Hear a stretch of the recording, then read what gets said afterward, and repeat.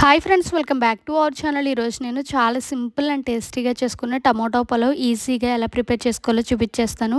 మీకు ఎప్పుడైనా టైం లేనప్పుడు, లేదంటే ఏదైనా సింపుల్గా రెసిపీ ట్రై చేయాలి అనుకున్నప్పుడు ఈ విధంగా టమోటో పలావ్ అయితే ప్రిపేర్ చేసుకోండి. కర్రీ కూడా అవసరం లేదు ఫ్రెండ్స్, కేవలం పెరుగు చట్నీతోనే సర్వ్ చేసేసుకోవచ్చు. అంత టేస్టీగా అయితే ఉంటుంది.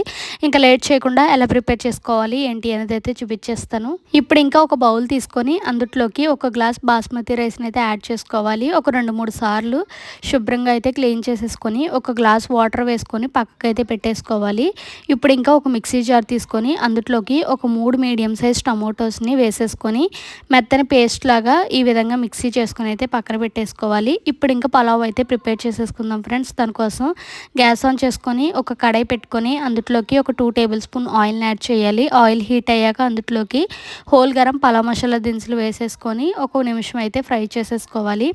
ఈ విధంగా ఫ్రై అయ్యాక అందులోకి కట్ చేసుకున్న ఆనియన్స్, అలాగే పచ్చిమిర్చి, కొంచెం జీడిపప్పు, అలాగే ఒక 2 టమోటాలు, అలాగే కొంచెం కొత్తిమీర కూడా యాడ్ చేసేసుకొని వీటినన్నిటిని ఒకసారి బాగా మిక్స్ చేసేసుకొని ఒక 2 మినిట్స్ పాటు మూత పెట్టుకొని అయితే ఫ్రై చేసేసుకోవాలి. ఒక 2 మినిట్స్ ఆగాక మూత అనేది ఓపెన్ చేసి చూస్తే వెజిటబుల్స్ అన్నీ కూడా చక్కగా ఫ్రై అయిపోయినాయి కదా ఫ్రెండ్స్. ఇప్పుడు ఒకసారి బాగా మిక్స్ చేసేసుకొని అందులోకి ఒక స్పూన్ ఫ్రెష్గా దంచుకున్న అల్లం వెల్లుల్లి పేస్ట్ వేసేసుకొని పచ్చివాసన పోయే వరకు కూడా అయితే ఫ్రై చేసేసుకోవాలి.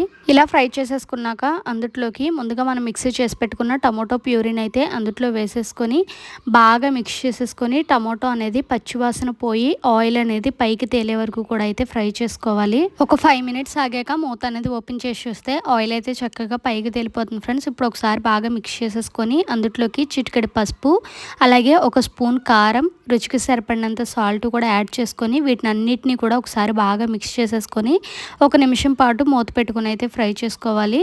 ఇంకా ఒక నిమిషం తర్వాత మూత అనేది ఓపెన్ చేసి చూస్తే మనకు అన్నీ కూడా చక్కగా కుక్ అయిపోతాయి ఫ్రెండ్స్. ఇప్పుడు అందులోకి ముందుగా మనం నానబెట్టి పెట్టుకున్న బాస్మతి రైస్ని అయితే అందులో వేసేసుకొని ఒకసారి అయితే బాగా మిక్స్ చేసేసుకోవాలి.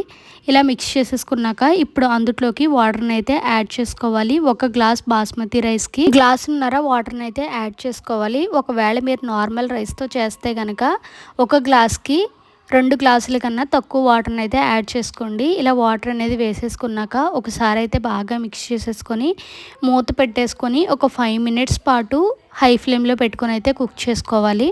ఇంకా 5 మినిట్స్ ఆగాక మూత అనేది ఓపెన్ చేసి చూస్తే మనకి రైస్ అయితే 80% కుక్ అయిపోతుంది ఫ్రెండ్స్. ఇప్పుడు ఒకసారి గరిటతో బాగా మిక్స్ చేసుకొని సాల్ట్ అది సరిపోయిందో లేదో చూసుకొని ఈ టైంలో అయితే అడ్జస్ట్ చేసేసుకోవచ్చు. ఇలా మిక్స్ చేసేసుకున్నాక మూత పెట్టేసుకొని ఇంకొక 5 మినిట్స్ పాటు లో ఫ్లేమ్లో పెట్టుకొని అయితే కుక్ చేసుకోవాలి. ఇంకా 5 మినిట్స్ తర్వాత మూత అనేది ఓపెన్ చేసి చూస్తే మనకి వేడివేడిగా టమోటో పలావ్ అయితే రెడీ అయిపోయింది ఫ్రెండ్స్. ఇంకా పైన కొత్తిమీరతో గార్నిష్ చేసేసుకొని ఇంక స్టవ్ అనేది కట్టేసుకొని ఇంకా ప్లేట్లోకి సర్వ్ చేసేసుకుంటే ఎంతో టేస్టీ అండ్ సింపుల్గా చేసుకునే టమాటో పలావ్ అయితే రెడీ ఫ్రెండ్స్. ఇంకా కర్రీ కూడా అయితే అవసరం లేదు, జస్ట్ పెరుగు చట్నీతోనే సర్వ్ చేసేసుకోవచ్చు.